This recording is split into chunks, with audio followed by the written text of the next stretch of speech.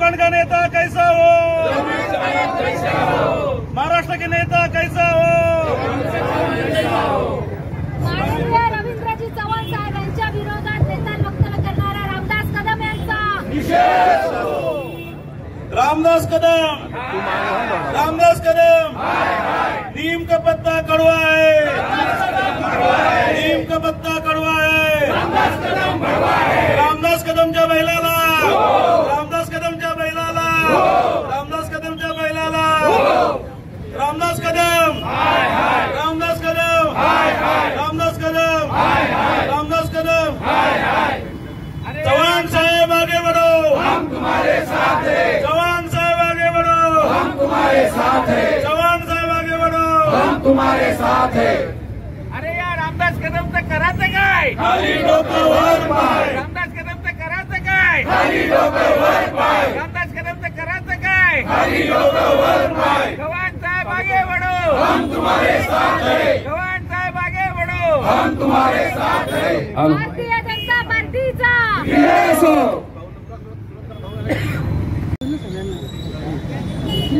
काल रक्षाबंधन, नारळी पौर्णिमा, चांगले सण असताना शिंदे गटाच्या नेत्याला दुर्बुद्धी सुचली. त्या रस्त्याबद्दल ते बोलतायत. तो रस्ता रवींद्र चव्हाण साहेब बांधकाम मंत्री झाल्यापासूनचा नाही. नॅशनल हायवे म्हणून त्या रस्त्याची गणना जरी असेल तरी तो रस्ता परिपूर्ण करण्याचं अतिशय जोखमीचं काम सार्वजनिक बांधकाम खात्याचं मंत्रीपद घेतल्यानंतर चव्हाण साहेबांनी अतिशय मनापासून काम सुरू केलं. सातत्यानं त्यावरती बैठका घेणं, फॉलोअप घेणं, कुठल्याही प्रकारचं दुर्लक्ष न करता ते काम अधिक वेगानं आणि चांगलं कसं होईल याकडे कटाक्षानं त्यांनी पाहिलं. एक कार्यक्षम मंत्री म्हणून महाराष्ट्रामध्ये त्यांची ओळख आहे. विशेषतः कोकणाच्या प्रश्नावरती त्यांनी अतिशय चांगल्या प्रकारे निर्णय घेऊन मार्ग काढण्याचा प्रयत्न केलेला असताना जे स्वतःला मोठे नेते म्हणून म्हणून घेत आहेत त्यांना कुठेतरी विस्मरण झालेलं आहे. त्यांचा कुठेतरी स्मृतिभ्रंश झालेला आहे. ते म्हणाले की हे 5 वर्ष या खात्याचे मंत्री आहेत. शिंदे गट जेव्हा भारतीय जनता पक्षाबरोबर आला तेव्हा 2 वर्षापूर्वी हे सरकार अस्तित्वात आलं आणि तेव्हा खात्याचा कार्यभार चव्हाण साहेबांकडे आला. त्यांनी बोलताना सांगितलं की गेली 30-35 वर्षे मी घड्याळाच्या विरुद्ध लढतोय. मी 1 तासभर डोक्याला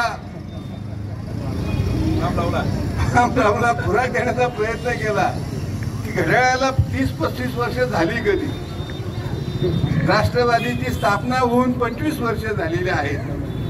पण यांना नेहमी स्वतःचं काही वाढवून सांगण्याची सवय असल्यानं ते त्यांनी सांगितलं. एकदा रवींद्र पवार बोलले, नंतर त्यांनी घुमजाव केलं, बोलून गेले.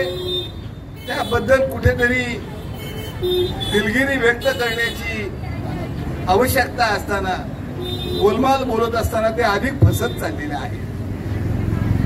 कोकणामधलं चव्हाण साहेबांचं नेतृत्व हे गेल्या लोकसभेच्या निवडणुकीमध्ये सिद्ध झालेलं आहे.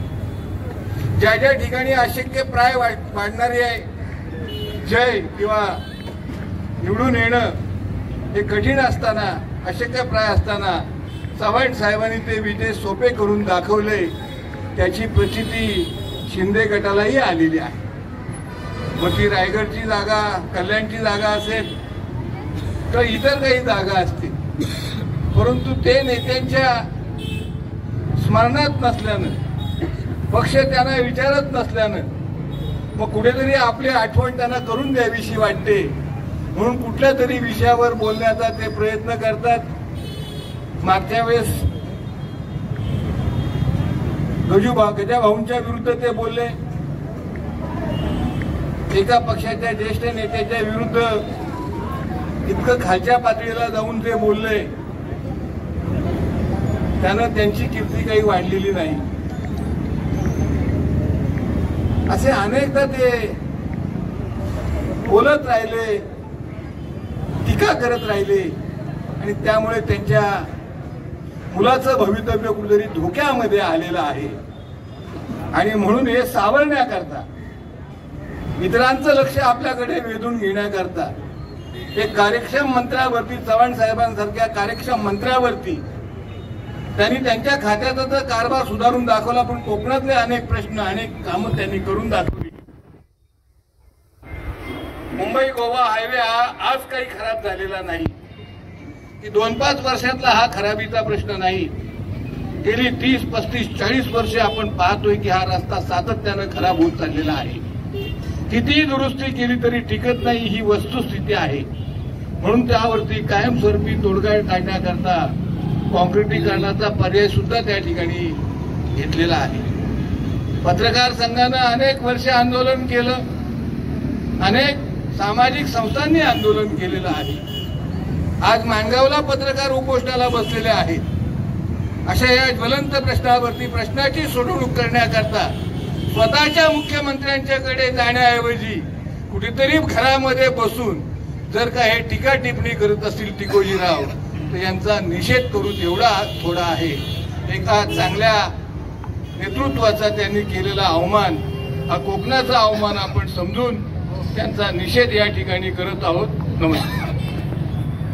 परिस्थिती बघितली तर गेल्या 2 वर्षात जो रस्ता केंद्र शासनाकडे आहे त्याला एनएचचा दर्जा नॅशनल हायवेचा, त्या रस्त्यावर कोकणचे सुपुत्र असल्यामुळे आणि त्यांना सार्वजनिक बांधकाम खातं मिळालं म्हणून त्या रस्त्यावर रवींद्र चव्हाण साहेबांनी लक्ष घालायचं ठरवलं.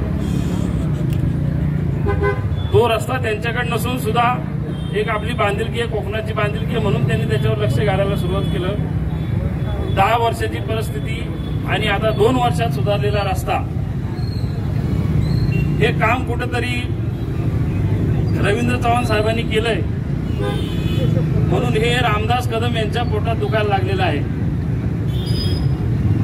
रामदास कदमला याचीच एलर्जी झालेली आहे की आपण 3 वेळा मंत्री होतो, 50-60 वर्ष राजकारणात शिवसेनेत काम करतात, नेते म्हणून काम करतात, परंतु थोड्या वेळामध्ये चांगलं काम उभं करणारा एक नेता, एक सामान्य कार्यकर्ता रवींद्र चव्हाणांसारख्यांनी त्या रस्त्याची झालेली दुरावस्था ही सुधरवलेली आहे. आणि आपणही पाहता, आम्ही पाहतोय, साहेबांनी, मी देखील त्या रस्त्यावर बऱ्याच वेळा त्यांच्यासोबत गेलेलो आहे. गेल्या वर्षी पनवेल ते इंदापूर या रस्त्याची अवस्था काय होती आपण पाहिली. दिवस रात्र, सकाळी 5 वाजता 6 वाजता त्या रस्त्यावर जाऊन त्याचं काम सुरळीत चालू आहे का, ते कशा पद्धतीने चालू आहे, स्वतः पाहणारा नेता, मंत्री हा देशातला पहिला मंत्री असेल, मी आपल्याला सांगू इच्छितो. रामदास कदमांची मुलाची कुठेतरी आता हार होणार आहे आणि त्या होणाऱ्या पराभवाचं खापर हे भाजपवर फोडायचं आहे म्हणून हे त्यांचे प्रयत्न चालू आहेत. जर अशाच प्रकारची वल्गना शिंदे गटातले नेते करत असतील तर कोकणातील असलेल्या सर्व जागेंमध्ये, कोकणातील असलेल्या कर्जतमध्ये भारतीय जनता पार्टीचा उमेदवार उभा राहील आणि निवडून देखील येईल असं आपल्याला या निमित्ताने सांगतो. भारतीय जनता पार्टीचा, भारतीय जनता पार्टीचा. रामदास कदम हे त्यांच्या मतदारसंघामध्ये फेल ठरलेले आहेत म्हणून त्यांची आता कुठेतरी तडफड चालू आहे, त्यांची कुठेतरी जाण्याचा प्रयत्न चालू आहेत, म्हणून भाजपला दोष देण्याचा त्यांचा प्रयत्न चालू आहे. पण त्यांचे दरवाजे सगळीकडनं बंद झालेले आहेत हे देखील त्यांना कळतंय आणि म्हणून हे अशा तडफड करण्याचं काम त्यांचं चालू आहे. या निमित्ताने एवढंच सांगतो, नीम का पत्ता कड़वा है, नीम नीम का पत्ता कड़वा है, भारतीय जनता पार्टीचा रवींद्र चव्हाण साहेब तुम आगे बढ़ो, हम तुम्हारे साथ हैं। भारतीय जनता पार्टीचा भारत माता की जय भवानी, जय शिवाजी, जय शिवाजी। अरे कदम यांची कोकणातील कामगिरी अतिशय खालावलेली आहे। स्वतःच्या मतदारसंघामध्ये त्यांचा ढासळता जनाधार दिसून आला। लोकसभेच्या निवडणुकीमध्ये महायुतीला 8,500ची पिछाडी कदम यांच्या दापोली मतदारसंघात मिळाली। त्याचबरोबर माननीय चव्हाण साहेबांच्या नेतृत्वाखाली कोकणामध्ये भारतीय जनता पक्षाचा जनाधार सर्वच मतदारसंघामध्ये मोठ्या प्रमाणात वाढतोय। स्वतःच्या मुलाला राजकीय असुरक्षितता वाटल्यामुळे गेले 5-6 महिने आडून कधी छुप्या आवाजात ते भाजपवर आणि माननीय चव्हाण साहेबांच्यावर टीका करत होते। परवा त्यांनी हद्द घातली, त्यांनी त्यांच्या विरोधाची परिसीमा गाठली आणि माननीय चव्हाण साहेबांचा राजीनामा त्यांनी मागितला। रामदास कदम यांना तो कुठलाही अधिकार नाही। स्वतः 15 वर्ष कोकणात मंत्री होते, परंतु त्यांनी या मुंबई गोवा महामार्गाकरता काही केलं नाही। एक अकार्यक्षम माणूस म्हणून त्यांची प्रसिद्धी होती। राणे साहेबांनी शिवसेना सोडली, त्यामुळे या दुसऱ्या तिसऱ्या दर्जाच्या टुकार माणसाला विधानसभेमध्ये विरोधी पक्षनेतेपदाची संधी मिळाली। या बोबड्यांनी चव्हाण साहेबांच्यावर बेछूट आरोप केले। गेली 15 ते 20 वर्ष गोवा मार्गाचं काम सुरू आहे। चव्हाण साहेबांनी ते हातात घेतल्यानंतर त्या ठिकाणचे जे वेगवेगळे पक्ष होते ते जागा खरेदी करून मुंबई गोवा मार्ग होऊ नये म्हणून अडवत होते। सरकार जो 4 पट मोबदला देतो ते मिळावा म्हणून अनेक धनदांडग्या लोकांनी मुंबई गोवा महामार्गाच्या लगतच्या जागा अडवल्या आणि पैसे मिळण्याकरता कोर्टात गेले। हे कोर्टाचे तंटे बखेडे याला कंटाळून कॉन्ट्रॅक्टर सोडून गेले, कारण कॉन्ट्रॅक्टरचे पैसे मिळणार। आणि अशा बिकट परिस्थितीमध्ये सार्वजनिक बांधकाम मंत्री म्हणून हातामध्ये कारभार घेतल्यानंतर सन्मानित चव्हाण साहेबांनी अहोरात्राचा ध्यास घेतला।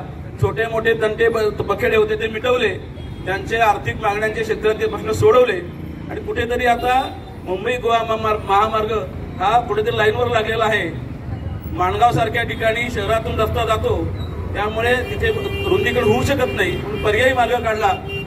आपल्या सगळ्यांना माहिती आहे, जर ब्रिज बनवायचे असतील तर त्याचं क्लिअरिंग करणं, त्याच्या खालचे पायाचे खांब उभे करणं हा वेळ खाणारी परिस्थिती आहे। त्यामुळे अशा परिस्थितीमध्ये चव्हाण साहेबांनी गेले 17-18 दौरे या महामार्गाच्या पाहणीकरता केले, चुकार अधिकाऱ्यांना सूचना दिल्या आणि कमीत कमी वेळामध्ये गतीने कसा मार्ग होईल असा त्यांनी सातत्याने प्रयत्न केला। रोडकरी म्हणून जे जगामध्ये प्रसिद्ध आहेत असे गडकरी साहेबांनी सुद्धा या तंटाबखेडीला कंटाळून हात टेकले की कोकणी माणूस हा व्यापक हिताकरता सुद्धा जागा देत नाही, परंतु चव्हाण साहेबांनी त्या ठिकाणी जिद्द सोडली नाही आणि कुठेतरी ते आता दृष्टीपंथास येत आहे। त्याचबरोबर दापोलीमध्ये 8,500 जे मागे पडले रामदास कदम, त्याच्यामध्ये भारतीय जनता पक्षाने जर हात काढून घेतला तर रामदास कदम हे रस्त्यावर येतील। कुठेतरी आपली ही अलोकप्रियता कमी करण्याकरता किंवा त्याला लपवण्याकरता तरी डायरेक्ट चव्हाण साहेबांच्यावर अटॅक केला, परंतु चव्हाण साहेब हा बाप आहे तुमचा सगळ्यांचा, तुम्हाला सगळ्यांना गाडल्याशिवाय गप्प बसणार नाही। आज कोकणामधल्या एकही मतदारसंघ भाजपच्या मदतीचे शिवसेना जिंकू शकत नाही। जर चव्हाण साहेबांना यांनी माफी मागितली नाही किंवा त्यांचे नेते शिंदे साहेबांनी जर या माणसाचं थोबाड बंद केलं नाही तर महाड काय, कर्जत काय किंवा अलिबाग काय, तिन्ही ठिकाणी यांचा आमदार निवडून सुद्धा येऊ शकत नाही। आता 18,000 युती मागे आहे, त्याच्यातून भाजपची मी म्हणतो कमीत कमी 30,000 मतं वजा केली तर 48,000 मतांनी आता या ठिकाणी अप्पा बारणे मागे आहेत। त्यामुळे त्यांनी भारतीय जनता पक्षाला हलक्यात घेऊ नये, पायातली वाहन पायात राहावी। या रामदास कदमनी आपली किती लायकी आहे ओळखावून त्यांनी वक्तव्य करावं, नाहीतर शिंदे साहेबांनी याची शिंदे सेनेतून हकालपट्टी करावी। चव्हाण साहेबांची मंतव्याची हकालपट्टी होणार नाहीच, पण तुमची शिंदे सेनेतून हकालपट्टी होईल। त्यामुळे आज कर्जत हे जरी छोटं असलं तरी कर्जतमध्ये आवाज आहे, आज जिल्ह्यामध्ये यांना गार करण्याकरता भरपूर आहे। चव्हाण साहेबांनी जर एक हात वरती केला तर यांचे सर्व आमदार रस्त्यावर येतील. आम्हाला या ठिकाणी युतीचं वातावरण खराब करायचं नाही, पण चव्हाण साहेबांचा अपमान या ठिकाणी कुठलाही भाजपचा कार्यकर्ता सहन करणार नाही. चव्हाण साहेबांनी 100% कोकणामध्ये भाजप उभी केली, 100% काम केलं आणि 100% भाजपला जर आत्मसन्मान कुणी दिला असेल तर चव्हाण साहेबांनी दिलेला आहे. त्यामुळे राजकीय दृष्ट्या ते आमचे देव आहेत आणि त्यांचा अपमान, त्यांच्याबद्दल वादग्रस्त वक्तव्य कुठलाही भारतीय जनता पक्षाचा कार्यकर्ता सहन करणार नाही. चव्हाण साहेबांनी परत उत्तर दिलं, ऐकलं, माझ्या समोर याल तर तुम्हाला वाचवायला कोणी माणूस शिल्लक आम्ही ठेवणार नाही. एवढं झाल्यानंतर पण अक्कल यायला पाहिजे होती. पुन्हा 2 तासांनी काय ते बरगळले. त्यामुळे आता त्यांनी त्यांची हातं सोडलेली आहे आणि या हातं सोडलेल्या माणसाला आम्ही कर्जतचे कार्यकर्ते एकदाच सर्वजण आम्ही इशारा देतो, आपण आपल्या लायकीमध्ये राहा, नाहीतर या रायगड जिल्ह्यातलं वातावरण खराब झाल्याचे राहणार नाही. युतीमधलं वातावरण जे स्वप्न अमित शहांचं आहे, ते स्वप्न पटेल साहेबांचं आहे, ते कर्जतच्या एका घटनेवर आम्ही खराब करू इच्छित नाही. पण आपण वेळ यावर घाला, नाहीतर मग या ठिकाणचा कुठलाही कार्यकर्ता, भारतीय जनताचे मतदार हे त्याचा वचपा काढल्याशिवाय राहणार नाहीत. त्यामुळे त्यांनी त्यांच्या लायकीत राहावं, त्यांनी या ठिकाणी युती धर्म पाळावा आणि त्यांच्या वक्तव्याबद्दल जाहीर माफी मागावी, अशा करता या ठिकाणी आम्ही जमलेलो आहोत. धन्यवाद. चव्हाण साहेब आगे बढ़ो, चव्हाण साहेब आगे बढ़ो, हम तुम्हारे साथ है. नीम का कड़वा पत्ता है, नीम का कड़वा पत्ता है. धन्यवाद.